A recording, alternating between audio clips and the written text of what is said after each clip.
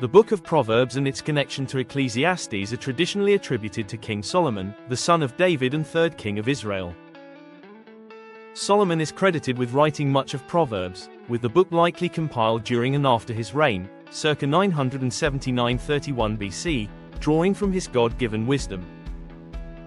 Ecclesiastes, also linked to Solomon, as the teacher, or Qoheleth, was probably composed toward the end of his life around 935 BC. These books form key parts of biblical wisdom literature, offering practical guidance and philosophical reflection on life under God. One profound connection between Proverbs and Ecclesiastes lies in the theme of the fear of the Lord as the foundation of true wisdom. Proverbs opens with this declaration in 1–7, "The fear of the Lord is the beginning of knowledge, but fools despise wisdom and instruction." This verse establishes reverence for God, not mere intellectual pursuit, as the starting point for a wise life. It portrays wisdom as a divine gift that shapes daily decisions, relationships, and character, contrasting the righteous path with the folly of the wicked. Solomon presents wisdom almost like a personified woman calling out in the streets, inviting people to live skillfully in God's ordered creation. Ecclesiastes complements this by showing what happens when one pursues life apart from that foundational fear. Written in a more reflective, sometimes somber tone, the teacher, widely understood as Solomon in his later years, experiments with pleasure, wealth, work, and wisdom itself, only to conclude repeatedly that everything is meaningless, a chasing after the wind, under the sun. This vanity of life motif highlights the limits of human effort and earthly achievements when God is sidelined.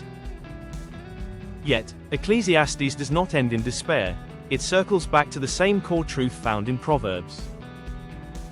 The tie-in becomes clearest in Ecclesiastes chapter 12 verse 13–14, the book's conclusion, "Now all has been heard.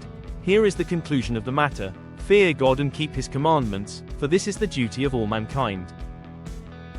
For God will bring every deed into judgment, including every hidden thing, whether it is good or evil."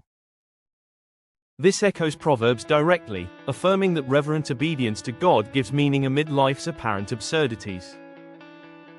Where Proverbs offers optimistic proverbs for successful living, Ecclesiastes provides a realistic counterbalance, warning that without the fear of the Lord, even great wisdom and prosperity lead to emptiness. Together, these books paint a holistic picture of biblical wisdom. Proverbs equips believers with timeless principles for righteous conduct in family, work, and society, while Ecclesiastes probes deeper existential questions, ultimately directing the reader back to God-centered living. This interplay encourages a mature faith that values practical diligence. Proverbs, while acknowledging life's frustrations and the need for eternal perspective. Ecclesiastes.